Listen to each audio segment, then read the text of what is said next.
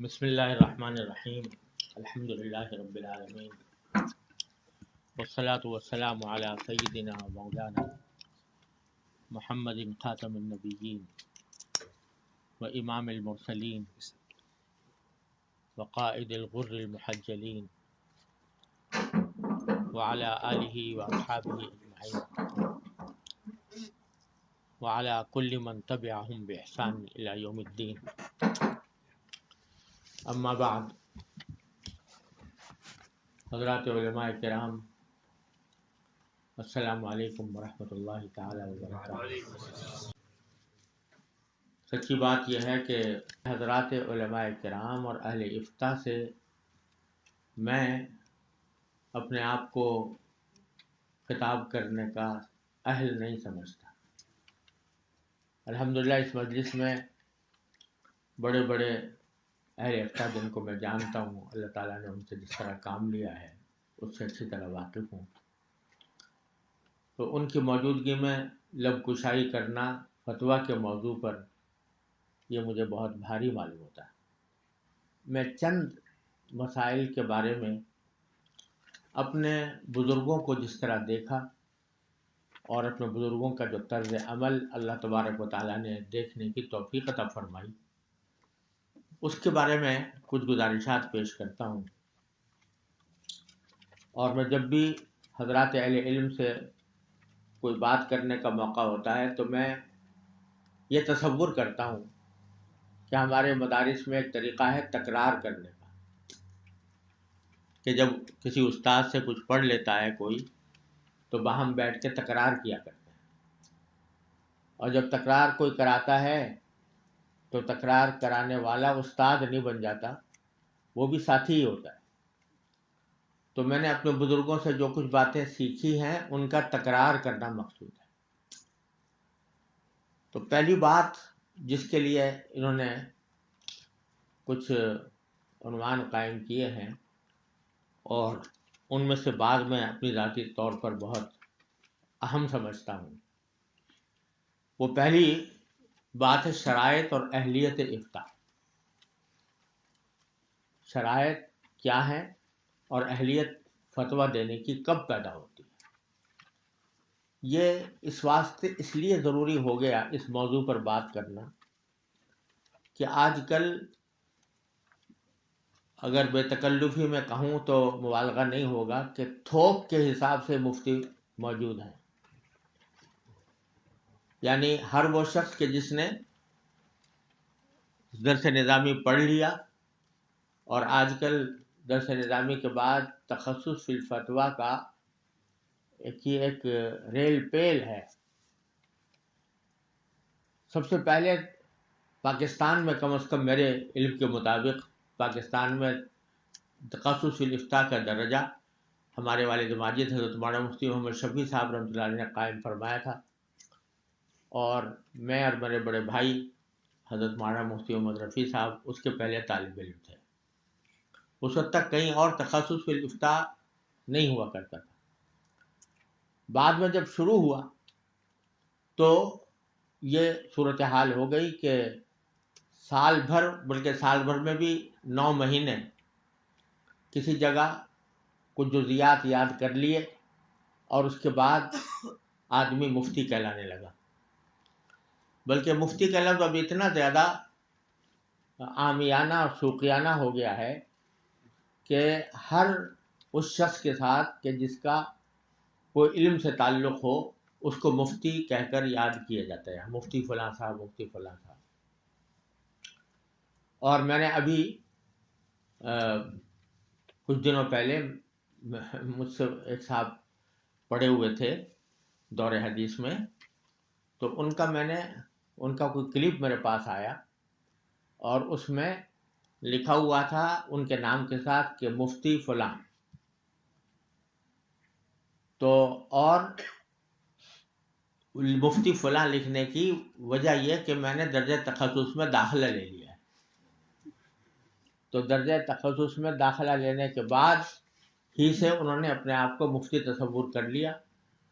لوگوں کی زبانوں پر بھی مفتی کا لفظ جو ہے وہ اتنا عام اور شوقیانہ ہو گیا کہ ہر ایک شخص کے ساتھ ایک مفتی کا لفظ لگا ہوا ہے. تو اس لیے اس دور میں خاص طور پر اس بات کی ضرورت ہو گئی ہے کہ یہ سمجھا جائے کہ مفتی کیا چیز ہے. یہ صرف درس نظامی پڑھ لینے کا نام نہیں ہے، یہ صرف جزیات فقہ یاد کر لینے کا نام نہیں ہے، یہ صرف کتابوں کے الفاظ و نقوش یاد کر لینے کا نام نہیں ہے. یہ فتویٰ کی اہلیت یہ کتاب پڑھنے سے صرف حاصل نہیں ہوتی. کتاب تو بہرحال ایک ذریعہ ہے، وہ تو لازمی ہے، لیکن جب تک کسی شخص نے مدتوں کسی ماہر مفتی کی صحبت میں رہ کر فتویٰ کے مزاج و مذاق کو نہ سیکھا ہو، اس وقت تک اس کو مفتی کہنا کہلانا اس کی کوئی گنجائش نہیں ہے. علامہ ابن عابدین شامی رحمۃ اللہ علیہ کا قول میں نے نقل کیا ہے اس اصول افتاء کے اندر کہ کسی بھی شخص کے لیے جائز نہیں ہے فتویٰ دینا یا مفتی کہلانا جب تک کہ اس نے ماہر اساتذہ کے صحبت میں رہ کر فتویٰ کا مزاج و مذاق پیدا نہ کیا ہو. اب یہ مزاج و مذاق ایک ایسا لفظ ہے کہ جس کی جامع معنی حد تام کرنا مشکل ہے. یہ ملکہ ہے، ایک ملکہ فقہیہ ہے جو اللہ تبارک و تعالی ماہر حضرات کے صحبت سے عطا فرماتے ہیں، ان کی ساتھ ممارست کے ذریعے عطا فرماتے ہیں. کتابیں دیکھ لینے سے اور کتابوں کی فقہی جزیات یاد کر لینے سے وہ ملکہ محض حاصل نہیں ہوتا جب تک کہ کسی ماہر مفتی کے زیر تربیت انسان نے کام نہ کیا. میں اپنے والد ماجد قدس اللہ تعالیٰ سرہ کی یہ بات نقل کرتا ہوں کہ ہمارے ہاں تخصص فی الفتویٰ سب جانتے ہیں کہ 3 سال کا ہوتا ہے، 3 سال لگتے ہیں.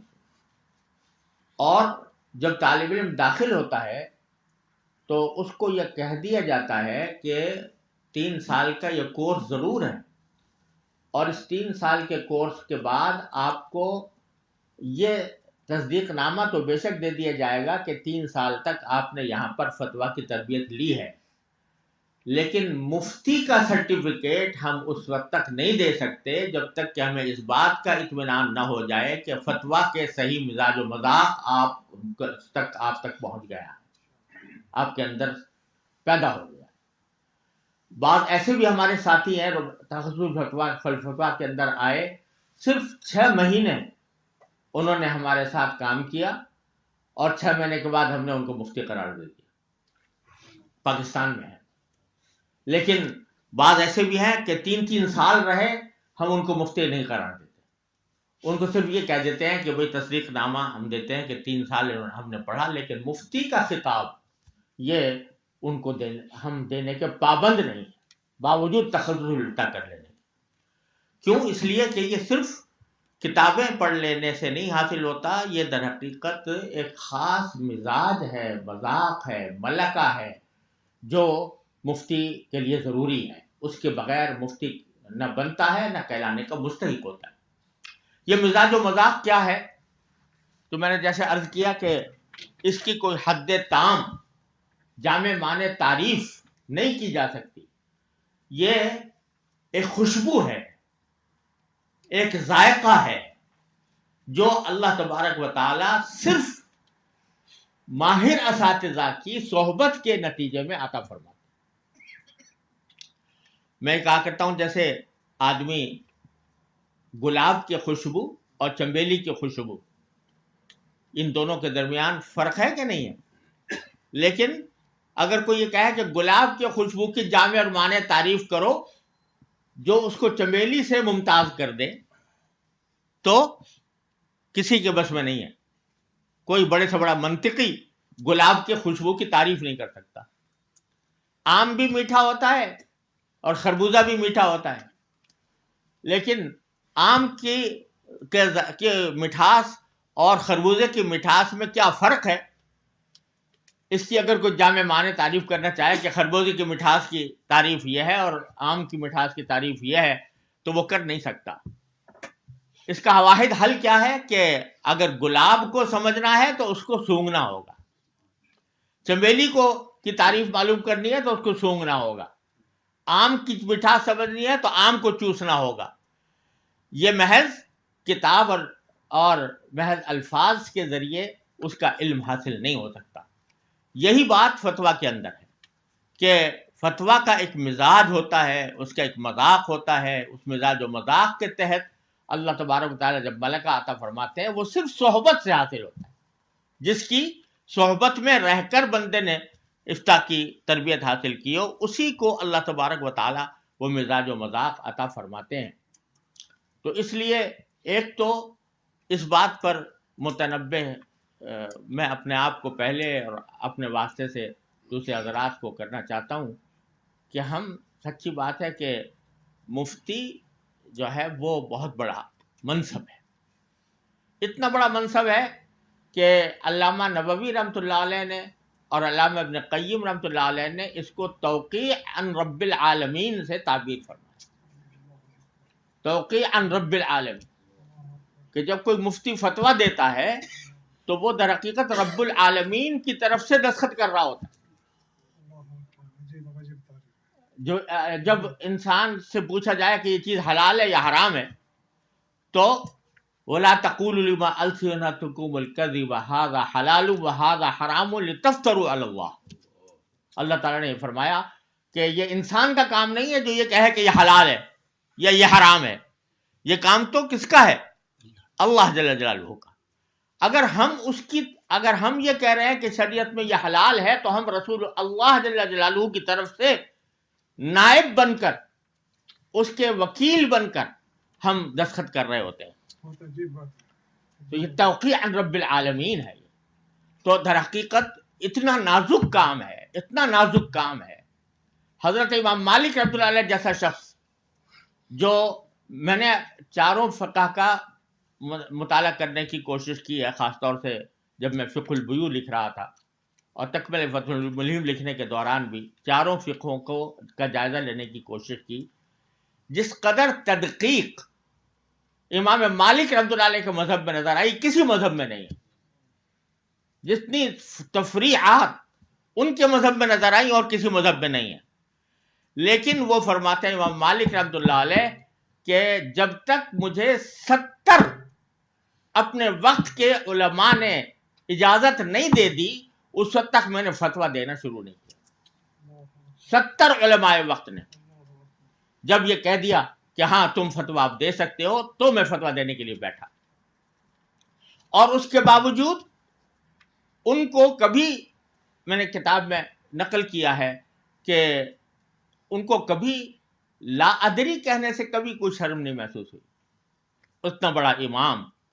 ان کے ایک شاگرد کہتے ہیں کہ میں ایک مرتبہ بیٹھا ہوا تھا تو لوگ آ رہے تھے، سوالات کر رہے تھے، پوچھ رہے تھے، تو ہر ایک سوال کے جواب میں کہہ رہے تھے لا ادری لا ادری. تو میں نے ان سے کہا، میں نے غور کیا تو انہوں نے عدد لکھا ہے اس میں کہ کتنے سوالوں میں سے اکثر سوال کے جواب میں انہوں نے لا ادری پڑھا کہ مجھے نہیں معلوم. اور اللہ تبارک و تعالیٰ نے پھر ان سے وہ کام لیا کہ جس کا کوئی شمار کرنا ممکن نہیں ہے. اور حضرت امام مالک رحمۃ اللہ علیہ کے تلامذہ نے ان کا علم پھیلایا. اور ساتھ میں کوئی شخص، ایک مرتبہ کسی شخص نے کہا کہ حضرت یہ تو ایک خفیف سا مسئلہ ہے، معمولی سا مسئلہ ہے. تو فرمایا کہ لیس فی الفقہ شیء خفیف، فقہ میں کوئی چیز خفیف نہیں ہوتی. اس واسطے یہ کہہ کر میں جواب نہیں دے سکتا چاہے جب تک کہ مجھے پورا علم یقینی درجے میں حاصل نہ ہو جائے. اتنے بحر ذخار ہونے کے باوجود ان کی احتیاط کا یہ عالم تھا. اللہ تبارک و تعالیٰ اپنے رحمت سے ہمیں اس خطرے سے کہ جب کوئی شخص مستفتی بنتا ہے، سوال کرتا ہے، تو بزرگوں نے فرمایا کہ وہ مفتی کو، جواب دینے والے کو اپنے اور جہنم کے درمیان ایک واسطہ بناتا ہے. اپنے اور جہنم کے درمیان ایک واسطہ بناتا ہے کہ میں جہنم میں نہ جاؤں، جو کچھ ذمہ داری ہے وہ اس شخص کے گردن پر ہے۔ امام محمد رحمۃ اللہ علیہ سے پوچھا گیا، امام محمد بن حسن شیبانی رحمۃ اللہ علیہ سے، کہ آپ کو ہم ہر وقت دیکھتے ہیں کہ فکر مند رہتے ہیں، مغموم رہتے ہیں، تو اور ایسا جیسے کوئی آدمی حساس بشاش ہوا کرتا ہے، اس طرح کی کیفیت نہیں ہوتی۔ تو یہ میں نے اپنے والد ماجد رحمۃ اللہ علیہ سے سنا یہ بات، کہ امام محمد نے جواب دیا کہ ما بال رجل جعل الناس عنقه قنطرة الى الجنة والنار، کہ اس شخص کا کیا حال پوچھتے ہو جس کی گردن کو اللہ تبارک و تعالیٰ نے جہنم اور جنت کے درمیان لوگوں نے اس کو پل بنایا ہوا ہے، اس پل سے گزر کے وہ جنت میں جاتے ہیں، اور ساری ذمہ داری اس گردن کے اوپر ہے جو قنطرہ بنی ہوئی ہے، پل بنی ہوئی۔ تو ایک طرف تو یہ عالم ہے ان حضرات کا، امام مالک کا، امام ابو حنیفہ کا، امام شافعی کا۔ حضرت امام شافعی رحمۃ اللہ علیہ فرماتے ہیں کہ جب بھی کوئی شخص مجھ سے کوئی مسئلہ پوچھتا ہے تو تھوڑی دیر کے لیے میں اپنے آپ کو جنت اور جہنم دونوں پر پیش کرتا ہوں کہ جواب مجھے جنت میں لے جائے گا یا جہنم میں لے جائے گا۔ ایک طرف تو یہ حال ہے، اور دوسری طرف فتویٰ کو آج کل ایسا بنا لیا گیا ہے کہ ہر ایک آدمی مفتی بننے کے لیے تیار ہے۔ میری رائے ہے، آئی تھنک دیٹ دس از حلال اور حرام، ہر ایک آدمی اپنی رائے پیش کرنے کو تیار ہے اور مفتی بننے کو تیار ہے۔ حضرت شیخ عبد الفتاح ابو غدہ رحمۃ اللہ علیہ، آپ حضرات سب جانتے ہیں، ایک مرتبہ پاکستان تشریف لائے، ایک مرتبہ نہیں بارہا آئے ہیں۔ جب پہلی بار تشریف لائے تھے تو سارے ہمارے بزرگوں سے، والد صاحب سے بڑا گہرا تعلق تھا، بن نوری رحمۃ اللہ علیہ سے، اور بڑا متاثر ہو کر گئے علماء پاکستان سے۔ جب ایئرپورٹ کے اوپر پہنچے تو کسی نے ان سے پوچھا کہ بھائی آپ نے پاکستان کے لوگوں کو کیسا پایا؟ تو انہوں نے فرمایا بھائی میرا بڑا دل خوش ہوا پاکستان کے تمام لوگوں کو دیکھ کر، خاص طور سے علماء کو دیکھ کر، لیکن ایک میں نے خاص بات دیکھی ہے پاکستان، وہ خاص بات یہ ہے کہ یہاں کا ہر شخص طبیب ہے اور ہر شخص مفتی ہے۔ ہر شخص طبیب ہے کہ اگر کوئی شخص کے سامنے بیان کرے کہ بھائی مجھے فلاں بیماری ہوئی ہے تو وہ فوراً ایک دوا بتانے کو تیار ہے کہ جی بھائی فلاں دوا وہ استعمال کرو، اس سے تمہیں فائدہ ہوگا۔ تو ایک تو ہر شخص طبیب ہے، دوسرا ہر شخص مفتی ہے، اس سے کوئی مسئلے کی بات کرو تو وہ اپنی رائے ظاہر کر دے گا، العیاذ باللہ العلی العظیم۔ تو یہ فتویٰ کا مقام کوئی ایسا نہیں ہے۔ مجھے کچھ اچھا یاد پڑتا ہے کہ پہلے زمانے میں حضرت والد صاحب فتویٰ تو لکھا ہی کرتے تھے، لیکن ٹیلی فون پر لوگ بہت مسائل پوچھا کرتے تھے۔ تو جب کسی کوئی مسئلہ پوچھتا تھا تو میں حضرت سے اس کا سوال پوچھ کر پھر حضرت والد صاحب رحمۃ اللہ سے ذکر کرتا تھا کہ یہ سوال پوچھ رہا ہے وہ شخص، آپ نے فرمایا کہ نہیں مجھے دو سوال، ٹیلی فون مجھے دو، تم نہیں بیان کرو، اس لیے کہ پتہ نہیں اس نے کیا کہا ہوگا اور تم نے کیا سمجھا اور کیا سوال کر لیا، پھر میں جو جواب دوں گا تو وہ پتہ نہیں تم کتنا سمجھو گے، کتنا اس کو سمجھاؤ گے، اور کتنا براہ راست بات کرتے ہیں مستفتی سے۔ پھر ایک وقت ایسا آیا کہ فرمانے لگے اچھا چلو اب تم سوال ان سے سن کر مجھ سے ذکر کر دیا کرو۔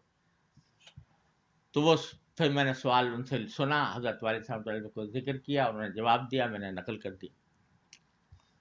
کسی ایک موقع کے اوپر ایسا ہوا کہ بہت معمولی سی بات کسی نے پوچھی کہ بالکل سامنے کا مسئلہ تھا، تو میں نے بتا دی، اور حضرت والد صاحب رحمۃ اللہ علیہ سے ذکر کیا کہ فلاں صاحب کا یہ فون آیا تھا اور انہوں نے یہ مسئلہ پوچھا تھا، میں نے یہ جواب دے دیا، کیونکہ آپ سے بار بار سنا ہوا تھا، میں نے یہ جواب دے دیا۔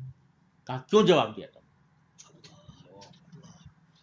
جب تم مفتی نہیں ہو تو جواب کیوں دیا؟ اگرچہ صحیح جواب دیا ہو تب بھی تنبیہ فرمائی، خطا اگر راست آید ہم خطا، اگر غلطی صحیح ہو جائے تو بھی وہ غلطی ہے، تمہیں ابھی حق نہیں ہے کہ تم جواب دو فتوے کا، سوال کا. اس طرح کر کے پھر ایک وقت آیا کہ فرمانے لگے جو معمولی بالکل سامنے کے مشہور معروف مسائل ہیں وہ جواب دے سکتے ہو. اس طریقے سے تربیت فرمائی، اور پھر تحریر اور تقریر کے ذریعے مدتوں، جب تک حضرت والد ماجد رحمۃ اللہ علیہ حیات رہے، میں نے کوئی تحریر حضرت کو سنائے بغیر یا پڑھائے یا ان کو دکھائے بغیر نہ کوئی فتویٰ جاری کیا، نہ کوئی کتاب یا کوئی مضمون شائع کیا. ایک ایک لفظ حضرت والد ماجد رحمۃ اللہ علیہ دیکھا کرتے تھے. تو اس وقت پہلی بات تو یہ عرض کرنی ہے کہ فتویٰ معمولی چیز نہیں ہے، یہ ہر ایک بس کا کام نہیں ہے. اس کے لیے ممارست ضروری ہے اور ملکہ فقہیہ ضروری ہے. اب چونکہ نماز کا وقت ہو گیا ہے، تاخیر کرنا مناسب نہیں ہے، تو نماز پڑھ لیتے ہیں اور پھر تھوڑی سی مزید تکمیل انشاءاللہ